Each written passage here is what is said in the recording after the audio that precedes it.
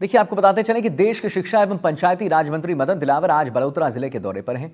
इस दौरान शिक्षा मंत्री ने बलोत्रा में जसोल धाम में माता रानी भटियाणी के दर्शन किए हैं।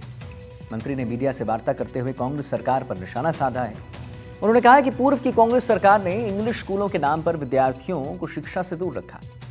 एक भी अंग्रेजी स्कूल को नहीं खोला गया है। उन्होंने कहा है कि सरकार ने रिव्यू कमेटी बनाई है, जो कमेटी निर्णय करेगी वही होगा।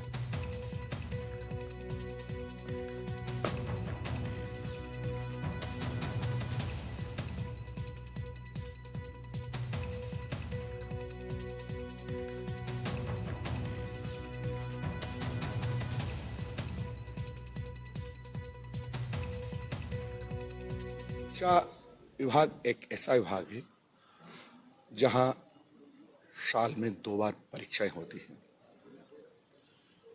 फिर कई सारे कार्यक्रम होते हैं। और अब की बार संयोग ऐसा रहा कि पहले विधानसभा चुनाव, फिर लोकसभा चुनाव, फिर उपचुनाव और फिर अभी लोकल परीक्षा, उसके बाद फिर विधानसभा चलने वाली है और उसके पैरेलली बोर्ड की परीक्षा होने वाली है। क्या ऐसे समय में ट्रांसफर करना चाहिए? इससे यदि इस समय में हम बच्चों के अध्यापकों के ट्रांसफर करते हैं तो हमारी सारी परीक्षा की व्यवस्था हो जाती है। अध्यापक अपना कोर्स पूरा नहीं करा सकते थे क्योंकि इंटीमेसी हो जाती है बच्चों में टीचर में।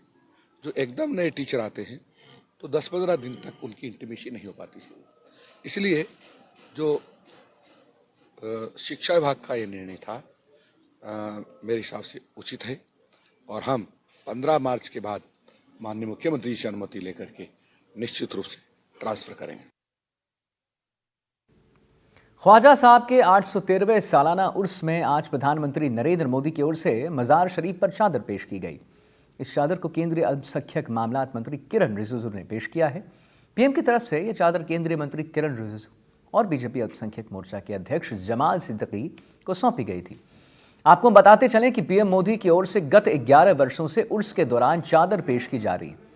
पीएम मोदी की ओर से भी जायरीन के लिए संदेश दिया जाता है, जिसे महफिल खाने में पढ़कर सुनाया गया। केंद्रीय मंत्री किरण रिजिजू, भाजपा अल्पसंख्यक मोर्चा के राष्ट्रीय अध्यक्ष जमाल सिद्दीकी पीएम नरेंद्र मोदी की चादर पेश करने के बाद महफिल खाने में ख्वाजा साहब के जीवन से जुड़े वेब पोर्टल और इतना ही नहीं, हम आपको आगे बता दें, वेब पोर्टल के साथ साथ ऐप की लॉन्चिंग भी की। इस ऐप के माध्यम से देश विदेश के लोग दरगाह की धार्मिक रस्मों का लाइव प्रसारण देख सकेंगे। वहीं अजमेर के तमाम खादिमों की ओर से हाथ से बनाई गई अजमेर दरगाह के गुंबद की पेंटिंग पीएम मोदी के लिए दी गई। 4 तस्वीरें हम आपको दिखा रहे हैं कि कैसे पीएम ने पहली तस्वीर भेंट की है चादर, दूसरी किरण रिजिजू ने पेश किया है ये चादर, तीसरी तस्वीर में आप देखिए भेंट के दौरान भीड़ उमड़ी है और चौथी तस्वीर गरीब नवाज ऐप का भी लॉन्चिंग किया गया है। तो पीएम के संदेश को पढ़कर सुनाया गया है और पीएम मोदी की चादर दरगाह में चढ़ाई भी जा चुकी है।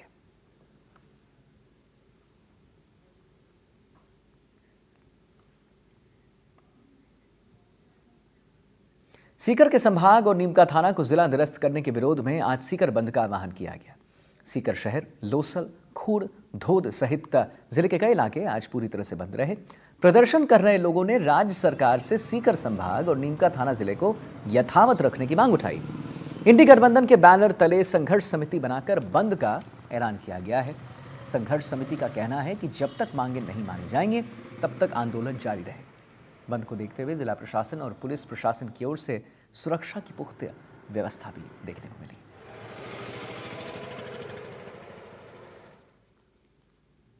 और सीकर में बीजेपी नेता स्वामी सुबेदानंद सरस्वती ने कांग्रेस और मार्क्सवादी कम्युनिस्ट पार्टी के नेताओं के जिले का दर्जा खत्म करने के मामले को लेकर करारा जवाब दिया है।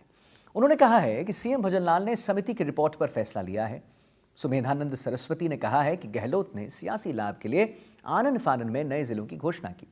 बीजेपी नेता ने कहा कि आज शेखावटी की चिंता करने वाले कांग्रेस और मार्क्सवादी कम्युनिस्ट पार्टी के नेता तब कहां गए थे जब यमुना जल बंटवारे का मुद्दा सालों से लंबित था। सुमेधानंद सरस्वती ने कहा है कि शेखावटी के बेटे उपराष्ट्रपति जगदीप धनखड़ के खिलाफ अविश्वास प्रस्ताव लाया गया, तब कांग्रेसी नेता और तीनों सांसद मौन रहे। उन्होंने कहा है कि कांग्रेस के शासनकाल में देश भर में ब्रॉडगेज रेलवे लाइन का नेटवर्क बिछाने के बाद भी शेखावटी का इलाका वंचित रहा। सुमेधानंद सरस्वती ने कहा है कि मैंने सीएम भजनलाल से मुलाकात की है, उन्होंने मुझे भरोसा दिलाया है कि शेखावटी और नीम का थाना इलाके के विकास में कहीं भी कोई कमी हम नहीं रहने देंगे।